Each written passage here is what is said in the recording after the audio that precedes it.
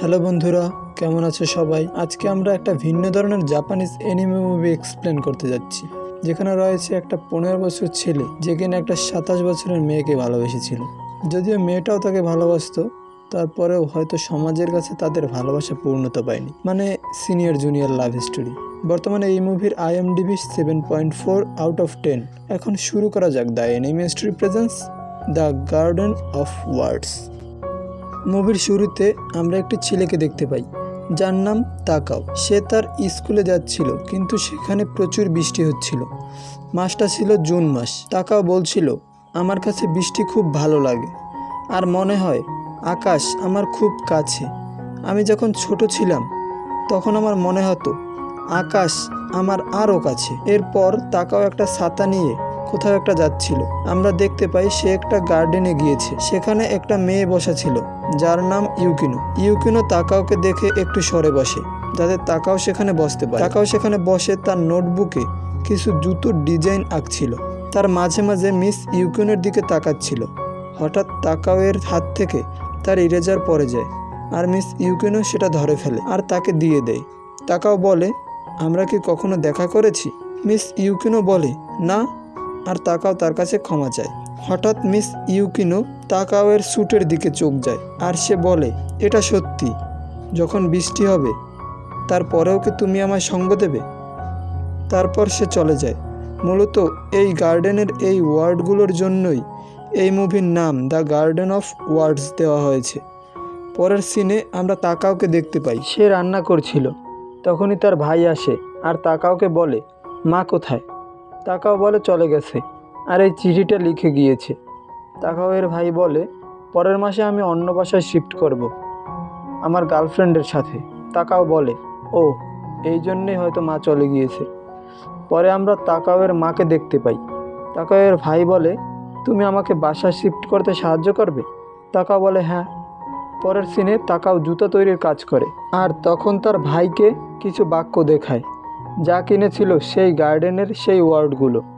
তাকাওকে আমরা স্কুলে দেখতে পাই, কিন্তু তার মন ছিল অন্য কোথাও।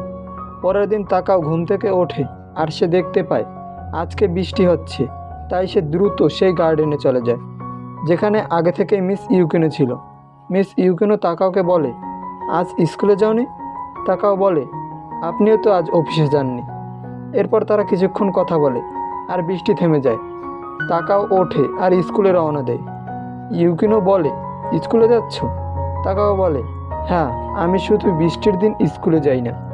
ইউকিনো বলে, ও আচ্ছা, তাহলে আমাদের আবার দেখা হবে যদি বৃষ্টি হয়।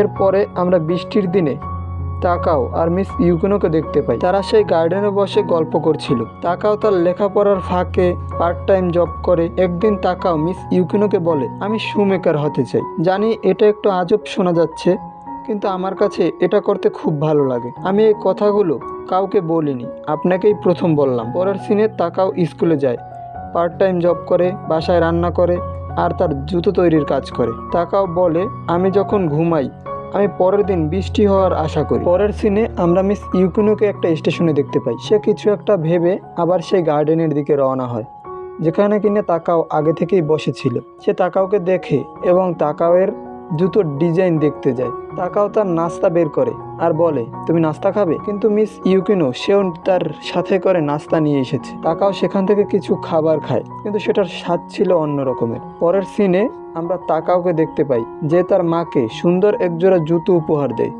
আর এটা ছিল তাকাওয়ের দেখা স্বপ্ন। সে ঘুমিয়ে পড়েছিল। পরের সিনে আমরা ইউকিনোকে দেখতে পাই, সে তার এক্স বয়ফ্রেন্ডের সাথে কথা বলছে। আমরা জানতে পারি মিস ইউকিনোর স্বাদ নিতে সমস্যা আছে, আর সে তার চাকরি ছেড়ে দিবে। আর আমরা এটাও জানতে পারি তাকে আর তার বয়ফ্রেন্ডকে নিয়ে অনেক বড় সমস্যা হয়েছে, যা তার মা বাবা পর্যন্ত গিয়েছে। পরের সিনে আমরা জুলাই মাস দেখতে পাই। মিস ইউকিনো আর তাকাও কথা বলছিল। মিস ইউকিনো তাকাওকে একটা জুতো তৈরির বই দেয়, যা দেখে তাকাও অনেক খুশি হয়। তাকাও বলে, আমি মেয়েদের জুতো বানাতে চাই, কিন্তু আমার কাছে তার কোনো সঠিক মাপ নেই। মিস ইউকিনো তার পা বাড়িয়ে দেয়, আর তাকাও তার পায়ের মাপ নিয়ে নেয়। পরের দিন বৃষ্টি হয় না, কিন্তু মিস ইউকিনো তারপরও সেই গার্ডেনে যায় আর মনে মনে বলে, বৃষ্টি থেমে গিয়েছে, হয়তো সে এখন প্রতিদিন স্কুলে যাবে। এদিকে তাকাও তার ভাইকে বাড়ি পরিবর্তন করতে সাহায্য করছিল। এরপর আগস্ট মাস চলে আসে। তাকাও পার্ট টাইম জব করছিল শুধুমাত্র তার জুতো তৈরির জন্য। সেপ্টেম্বর মাস চলে আসে। তাকাও স্কুলে যায় আর তার বন্ধুদের সাথে কথা বলছিল। হঠাৎ তার পাশ দিয়ে মিস ইউকিনো চলে যায় আর আমরা জানতে পারি মিস ইউকিনো আসলে তাকাওদের স্কুলের একজন টিচার। আর সেই কারণেই তাকাও তাকে প্রথম দেখে বলেছিল, আমাদের কি আগে দেখা হয়েছিল? সিন পরিবর্তন হয় আর আমরা তাকাও ও তার বন্ধুদেরকে দেখতে পাই। তার বন্ধুরা বলছিল থার্ড ইয়ারের একটা মেয়ের বয়ফ্রেন্ডের সাথে মিস ইউকিনোর ঝামেলা হয় আর সেই ঝামেলাটাই টিচার এমনকি মিস ইউকিনোর বাবা মা পর্যন্ত পৌঁছায়। তাকাও বলে, তোমরা কি সেই মেয়েকে চেনো? এদিকে মিস ইউকিনো চাকরি ছেড়ে চলে যাচ্ছিল। পরের সিনে আমরা তাকাওকে দেখতে পাই। সে সেই থার্ড ইয়ারের মেয়েটার কাছে আসে আর বলে মিস ইউকিনো স্কুল ছেড়ে দিয়েছে। মেয়েটি এই কথা শুনে ইউকিনোর সম্পর্কে বাজে কথা বলছিল। তাকাও তাকে একটা থাপ্পড় মারে, যার কারণে সেই মেয়েটির বয়ফ্রেন্ডের সাথে তাকাওয়ের একটা ঝামেলা হয়। পরের দিন বৃষ্টি হয় না, তারপরেও তাকাও সেই গার্ডেনে যায়। এই প্রথমবার তারা বৃষ্টি ছাড়া দেখা করে। তাকাও বলে, বৃষ্টি হোক বা না হোক আমি সবসময় তোমাকে সঙ্গ দেব। ঠিক তখনই মুষলধারে বৃষ্টি শুরু হয়। তারা দৌড়ে যেখানে তারা সবসময় বসে থাকতো সেখানে যায়। প্রচুর বৃষ্টি পড়ছিল। বৃষ্টি থেকে বাঁচতে তারা মিস ইউকিনোর বাড়িতে যায়। মিস ইউকিনো তাদের পোশাক গরম করছিল আর তাকাও রান্না করছিল। এরপর তারা খাবার খায়। মিস ইউকিনো যখন কফি তৈরি করছিল তখন তাকাও বলে, ইউকিনো সত্যি আমি তোমাকে ভালোবেসে ফেলেছি। এটা শুনে মিস ইউকিনো একটু লজ্জা পায়। তারপরে বলে, ইউকিনো না মিস ইউকিনো, আমি তোমার টিচার না? আমি সামনের সপ্তাহে আমার হোমটাউনে ফিরে যাব। তাকাও সব কিছুর জন্য তোমাকে ধন্যবাদ।